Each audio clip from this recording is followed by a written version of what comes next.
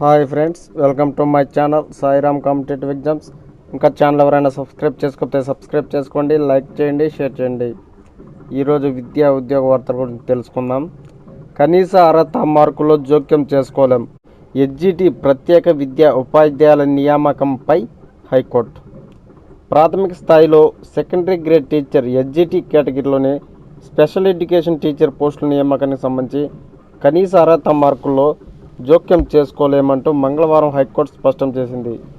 ప్రాథమిక స్థాయిలో 796 special education teacher పోస్టుల భర్తీకి జారీ చేసిన నోటిఫికేషన్లో ఇంటర్మీడియట్ లేదా తత్సమాన పరీక్షలో 50%, ఎస్సీ, ఎస్టీ, బీసీ తదితరులకు 40% మార్కులతో డిఈడి ఉండాలన్న ఎన్సీఈటీ నిబంధనలను, దీనికి సంబంధించి ఫిబ్రవరి 28న జారీ చేసిన జీవో 4ను సవాల్ చేస్తూ రిసోర్స్ పర్సన్లు హైకోర్టులో పిటిషన్ దాఖలు చేశారు.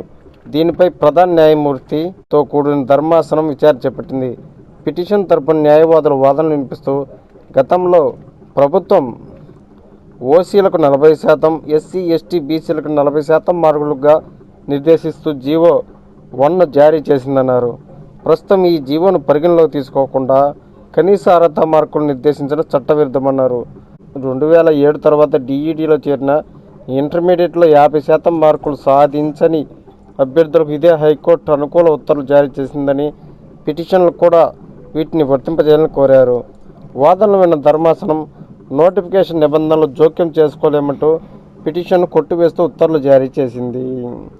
Okay friends, thank you, all the best. Video నచ్చితే లైక్ చేయండి, షేర్ చేయండి, సబ్స్క్రైబ్ చేయండి.